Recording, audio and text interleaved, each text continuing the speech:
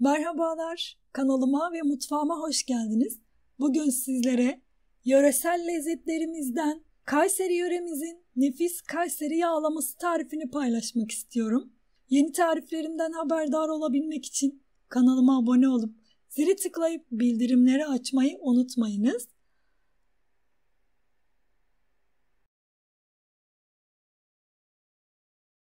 Tarifimiz için 5 su bardağı un, üzerine biraz tuz serptim. Karıştırdım, ortasını açtım. Orta kısmına bir paket yaş mayayı ufalıyorum, elimle ezerek koydum. Üzerine de bir tatlı kaşığı şeker ekliyorum. Mayayı aktifleştirmek için şeker ekledim. Üzerine bir su bardağı süt ekledim. İsterseniz tamamen suyla yapabilirsiniz. Lavaşların daha yumuşak olması için ben biraz süt ekledim.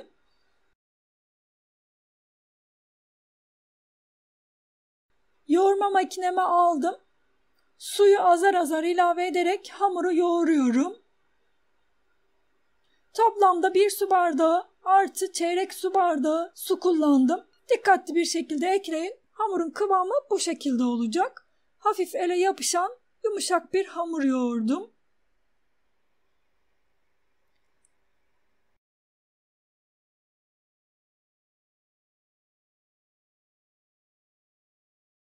Üzerini kapatıp mayalanmaya bırakıyorum. Hamur mayalanırken biz de kıymalı harcımızı hazırlayalım. Kıymalı harç için yarım çay bardağı sıvı yağ tencereye aldım. Üzerine bir tane büyük boy ince doğranmış kuru soğan ekledim. Sıvı yağda biraz kavuruyorum.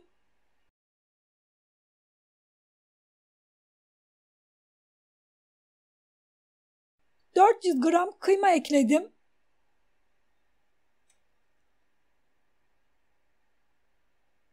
Karıştırıyorum. Kıymalar top top olmasın diye ezerek karıştırdım. Kıymalar suyunu bıraktı. Hafif rengi döndü. 5 tane ince biber ince ince doğradım. Biberleri de ekledim. Karıştırıyorum.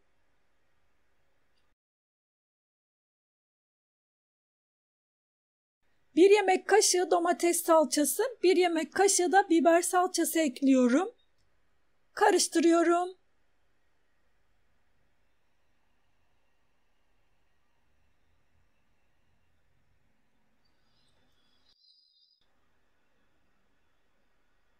İki tane domates kabuklarını soydum, küp küp doğradım. Domatesleri de ekledim, karıştırıyorum.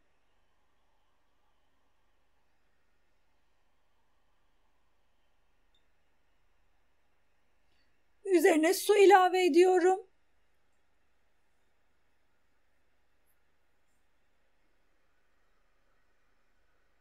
Tuzunu ekledim. Karıştırıyorum. Pişmeye bırakacağım. Tüm malzemeler iyice özleşene kadar kısık ateşte kapağı kapalı bir şekilde pişiriyorum. Bu arada hamurumuz da çok güzel bir şekilde mayalandı. Çok güzel kabarmış. Hamuru şöyle bir toparlayıp havasını aldım.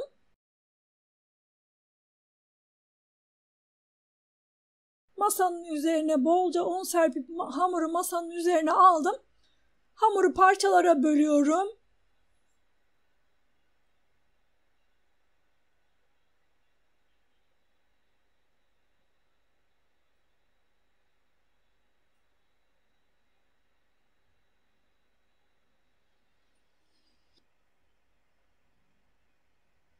Hamurları eşitleyerek bezeler alıyorum. Mandalina büyüklüğünde bezeler aldım.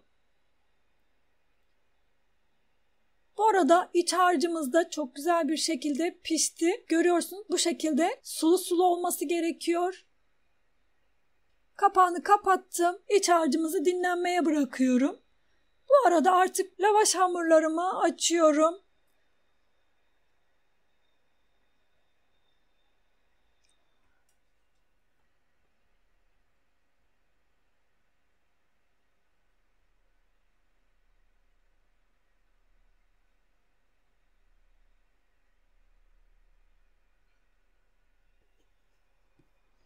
Yemeğimizi sıcak servis edeceğiz.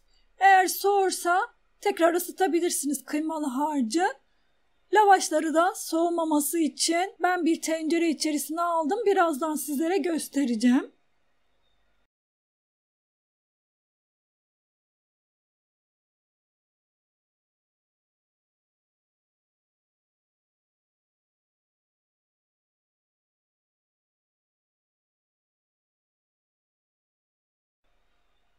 Yeterince açtım.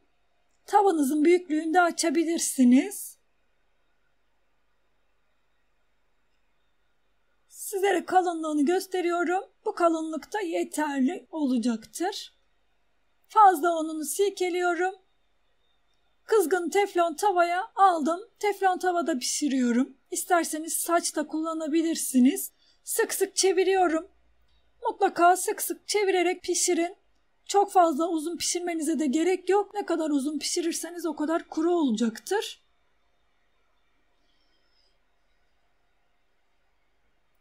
...5-10 saniyede bir çevirerek her iki yüzeyini de güzel bir şekilde pişiriyorum.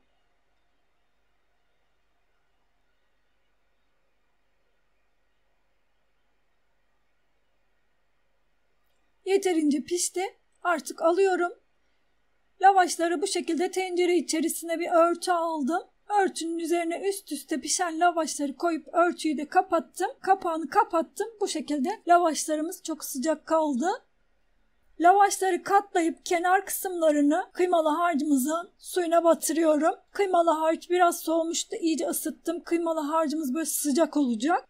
Bu yemek sıcak sıcak servis edilir. Kıymalı harçtan lavaşın üzerine aldım. Kenarlarını ıslatın ki kenarları kuru kalmasın. Bu şekilde kenarlarını ıslatıyorum. Üzerine de kıymalı harcı alıp güzelce yayıyorum. Ben 5 kat hazırladım. Orijinalinde 10 kat hazırlıyorlar ama 5 kat servis ederken çok rahat oluyor. 10 katı birden kesmesi çok zor oluyor. 5 kat üst üste hazırladım.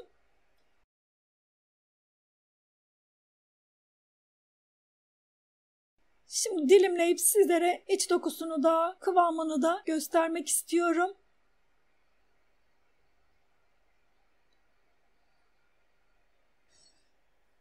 Çok lezzetli bir tarif. Mutlaka denemelisiniz. Yoğurtla birlikte servis ediyorum. İsterseniz sade olarak da servis edebilirsiniz. Ama yoğurtla çok güzel oluyor. Bakar mısınız? Hamurlarımız incecik oldu. Lavaşlarımız yumuşacık.